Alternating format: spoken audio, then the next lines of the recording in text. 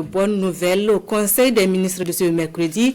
Le Burkina Faso vient de réaliser une production céréalière record de plus de 7 millions de tonnes, soit un taux de couverture de plus de 126% de ses besoins céréaliers. Un taux inédit, fruit du combat acharné pour la souveraineté alimentaire via l'offensive agro-pastorale et halieutique et l'initiative présidentielle pour la production agricole et l'autosuffisance alimentaire. Précision avec Tanga Kafando.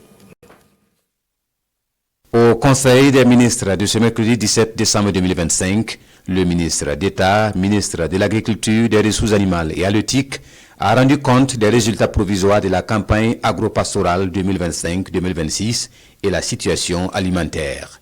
Selon le commandant Ismaël Sombié, la campagne 2025-2026 s'est déroulée dans un contexte marqué par la mise en œuvre de l'initiative présidentielle pour la production agricole et l'autosuffisance alimentaire, couplée à l'offensive agro-pastorale et halieutique 2023-2025. La campagne se distingue par une hausse de 9,2% des superficies emblavées, une hausse rendue possible par la sécurisation des zones de production et la réinstallation des populations. Au total, ce sont 127 000 hectares qui ont été aménagés et mis en valeur par l'État au profit des producteurs. Au 30 novembre 2025, on note un taux de récolte de 86,4%, des résultats jugés exceptionnels. La production céréalière totale s'élève à environ 7 150 000 tonnes, soit une hausse de 17,63% par rapport à la campagne précédente. Les autres cultures vivrières totalisent 1 246 132 tonnes, soit une hausse de 27,9%, dont 884 953 tonnes de niébé, qui enregistre également une hausse de 10%. Les cultures de rente sans le coton atteignent 1 353 298 tonnes, soit une hausse de 3,03%. D'une manière générale, le bilan céréalier général nous donne un taux de couverture du besoin céréalier qui est porté à 126,4%. Pour la campagne agro-pastorale 2025-2026, ce qui est un taux jamais atteint dans notre pays. À titre d'exemple, en 2024, nous avions un taux de couverture des besoins céréaliers de 111,5%. En 2023, nous avions un taux de couverture des besoins céréaliers de 97,3%. En 2022, nous avions un taux de couverture des besoins céréaliers de 92%. En 2021, nous avions un taux de couverture des besoins céréaliers de 104%. Et en 2020, nous avions un taux de couverture des besoins céréaliers autour de 99%.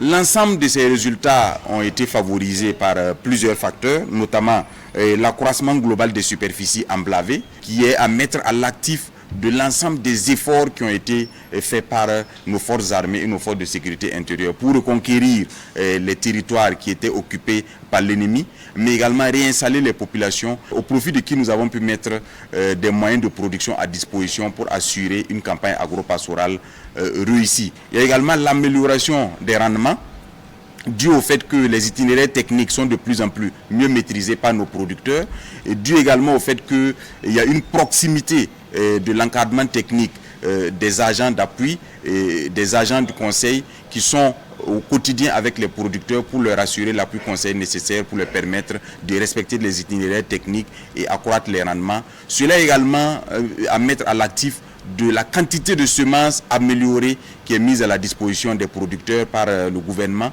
Pour le commandant Sombié, les efforts sont désormais concentrés sur la récolte prochaine et la constitution de stocks de sécurité. Les perspectives de cette campagne agro-pastorale 2025-2026, c'est bien sûr la collecte bord-champ. Et à ce titre, la collecte se passe très bien avec la Société nationale de gestion des stocks de sécurité qui aujourd'hui est à pied d'œuvre sur l'ensemble du territoire pour procéder à la collecte bord-champ, pour assurer non seulement la constitution d'un stock de sécurité alimentaire, mais également maintenir un niveau de prix accessible à l'ensemble de la population dans les périodes les plus difficiles en faisant de la péréquation. C'est donc le lieu pour nous d'inviter l'ensemble du peuple burkinabé à adhérer à cette initiative de collecte bord-champ et leur dire que c'est le moyen de pouvoir tirer les bénéfices de tous les efforts qui ont été mis en œuvre par le gouvernement à travers les différentes subventions qui ont été faites au profit des producteurs pour que cette campagne soit une campagne réussie et dissuader tous ceux qui seront tentés d'exporter frauduleusement les céréales parce que nous avons trouvé en face de tout le dispositif qui a été mis en place pour assurer le contrôle et assurer la saisie de toutes les céréales qu'ils seront tentés de faire sortir frauduleusement de notre territoire. Pour le compte de la présidence du FASO, le Conseil a également adopté un rapport relatif à un projet de réalisation d'infrastructures administratives et pédagogiques au profit de l'Académie technologique du FASO.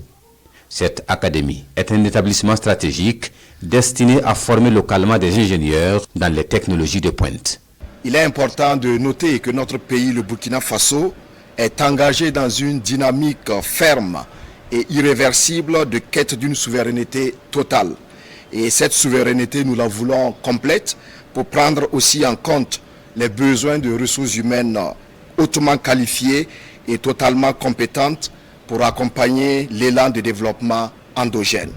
C'est dans cette perspective que le projet de construction de l'Académie technologique du Faso, qui s'inscrit du reste dans la vision de développement prônée par le camarade président du Faso, le capitaine Ibrahim Traoré, ce projet donc vise à contribuer de façon impactante à accroître l'offre infrastructurelle sur le plan éducatif et à former sur place une élite qui sera le pilier de la refondation de l'État, de la prospérité économique et de la consolidation sociale du Burkina Faso.